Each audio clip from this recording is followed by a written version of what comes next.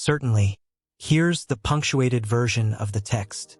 Each picture is another revelation, and each will provide mankind with a perspective on the universe that we've never seen. Today addresses an intriguing new part in the investigation of our universe. This telescope is one of humankind's perfect designing accomplishments. The more profound you look, the less you comprehend, ought to be the proverb of our cosmology, particularly in the presence of James Webb. The beginning of a new era in cosmology has started as the world gets its most memorable glance at the full capabilities of the James Webb Space Telescope. In a mission more than 2 decades in the making, NASA launched the most costly science probe ever assembled. A $10 billion telescope that will endeavor to capture starlight from the first worlds formed in the blazing cauldron of the Big Bang. Notwithstanding encountering numerous delays, the Webb telescope has finally delivered the goods. However, the latest pictures captured by the Webb telescope are sending shockwaves through established researchers as they challenge our whole understanding of galaxy development.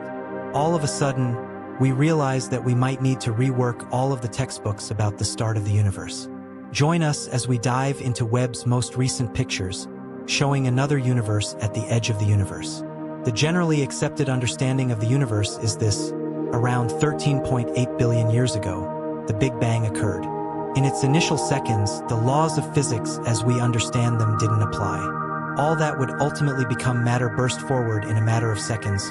First molecules like electrons and photons, and eventually neutrons and protons, the building blocks of our atoms. Early seeds of stars, planets, and galaxies expanded from that groundbreaking moment, and space spread so that the universe became profoundly smooth. Perfection on a colossal scale simply means that things inside the universe are somewhat evenly distributed. That is, if you were to put a cube around one segment of the universe, it wouldn't be substantially more dense than another randomly placed block. On a smaller scale, like between galaxies or within a solar system, matter is uneven and filled with clusters. Physicists speculated that soon after the Big Bang, something known as inflation happened. Essentially, what was once a small, packed-together universe expanded out rapidly in a fraction of a second and continues to expand today. Inflation is part of the current standard model of the universe called the lambda cold dark matter, lambda CDM model.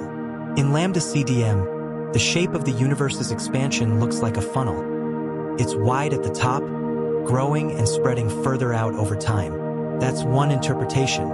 However, others have emerged from the very pieces of data that researchers can actually observe and measure. In reality, observational cosmology is critical. If researchers are to use models to make real predictions about the fate of our universe, the data is significant. Theoretical cosmology is about ballpark estimates shaped by the few things we really do know for sure. Something known as the cosmic microwave background, CMB, contributes a major piece of that observable data. The cosmic microwave background is made up of the remnants of radiation left over from the early stage of the universe. Radio telescopes can detect it and then translate the waves into a heat map of sorts. This map shows us how the items in the universe were distributed around 400,000 years after the Big Bang, the earliest discernible snapshot of a universe. Without stars, solar systems, or galaxies, everything was closer together and nearly uniform, except for small fluctuations that became the matter-forming stars and galaxies. This image serves as evidence that the universe began packed together and has expanded to where it is today. We also know that the universe continues to expand and can estimate roughly how fast it's doing so. The cosmic microwave background also serves to confirm that an earlier version of the universe was extremely hot and our era is much colder. One way to test this model is by looking at extremely distant galaxies, akin to looking back at the initial few hundred million years after the Big Bang. The universe was less complex then, and its evolution is easier to compare against predictions. Astronomers first attempted to see the earliest stages of the universe using the Hubble telescope in 1995. Over 10 days, Hubble captured 342 images of a seemingly empty patch of space in the Great Scoop. Cosmologists were amazed by the wealth hidden in the darkness. Hubble could see thousands of galaxies at various distances and evolutionary stages, extending back to much earlier times than anyone anticipated. Hubble would go on to discover some truly distant galaxies in 2016. Cosmologists found its most distant galaxy, called GN Z11, a faint smudge that they dated to 400 million years after the Big Bang. That was surprisingly early for a galaxy, but it didn't fit the Lambda CDM model, partly because the universe is small with only 1% of the Milky Way's mass, and partly because it remains solitary. However, when the James Webb Space Telescope came along, our story of the universe was thrown into disarray. NASA's $10 billion bet, in full operation since summer 2022, has shown galaxies forming significantly earlier after the Big Bang than scientists previously thought, and some of them are startlingly large, brimming with stars. These discoveries have thrown the entire academic community into a new reality where current theories no longer apply. The earliest and most significant galaxies seen by James Webb so far seem to contradict the prevailing thinking in cosmology. This is because other researchers estimate that every galaxy was seen from between 350 to 500 million years after the Big Bang, but estimates show galaxies more than 10 billion times as massive as our Sun. One of the galaxies even appears to be more massive than the Milky Way, even though our own galaxy had billions of additional years to form and evolve. That means, if most are correct, we are in an unknown area. We will need something entirely new about galaxy development or a shift in cosmology.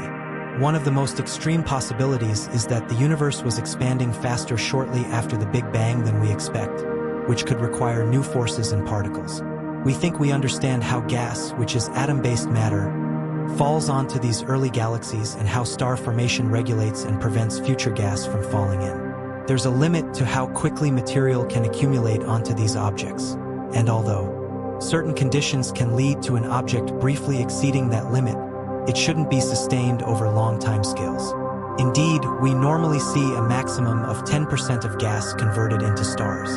For galaxies to form so quickly at such a scale, they would need to convert nearly 100% of their available gas into stars. While 100% conversion is theoretically at the edge of possibility, it still suggests that something must be fundamentally different from what we expect. Many people immediately claim that standard cosmology might be entirely wrong, and that perhaps we should discard the Big Bang as the explanation for the beginning of our universe as well. They speculate new laws of physics, like a new early form of dark energy that existed early on, or new physical anomalies, like the universe being born with extremely large black holes, or new fascinating forms of matter, like a novel seemingly perpetual particle that decays into normal matter at relatively late astronomical times. While many people believe that the explanation is entirely speculative, that's not true. Recall that even before the official launch of James Webb, various issues arose with our current standard model of cosmology. For example, the nature of dark matter. One of the basic issues with the Lambda CDM model is the nature of dark matter itself. Dark matter has not been directly observed. Its existence is inferred from gravitational effects on visible matter and the cosmic microwave background. Despite extensive efforts using various detection methods, including direct detection tests and indirect astronomical observations, the particle or particles that comprise dark matter remain unidentified. Dark energy and the cosmological constant. The inclusion of a cosmological constant, lambda, to explain the accelerated expansion of the universe is another contentious point. Initially proposed by Einstein and later discarded, lambda was reintroduced after observational evidence suggested an accelerating universe in the late 1990s. The challenge lies in reconciling the tiny value of lambda predicted by quantum field theory with the observed energy density of dark energy, leading to what is known as the cosmological constant problem. Structure formation and simulations. While the Lambda CDM model successfully predicts the large-scale structure of the universe and the distribution of galaxies, discrepancies arise on smaller scales. Simulations of structure formation sometimes overpredict the number of small satellite galaxies around larger galaxies like the Milky Way.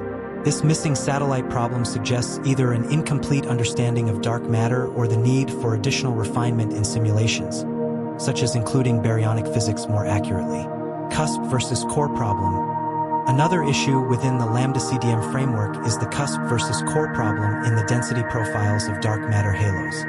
Simulations tend to predict a cuspy central density profile for dark matter halos, whereas observations of dwarf galaxies and other structures indicate a more flattened core. This discrepancy raises questions about the effects of baryonic processes, such as supernovae and black hole formation, on dark matter distribution, which are not fully understood or incorporated in current simulations. Tension in Hubble constant measurements. Recent measurements of the Hubble constant, which describes the rate of expansion of the universe, have shown a persistent tension between values obtained from local measurements using objects like Cepheid variables and those derived from the cosmic microwave background by missions like Planck. This tension suggests potential flaws in our cosmological models, including lambda CDM, or the presence of systematic errors in measurements that need to be addressed. Beyond these specific challenges, the lambda CDM model also leaves some fundamental questions in cosmology unanswered. For example, it does not explain the nature of inflation, the era of rapid expansion. The lambda CDM model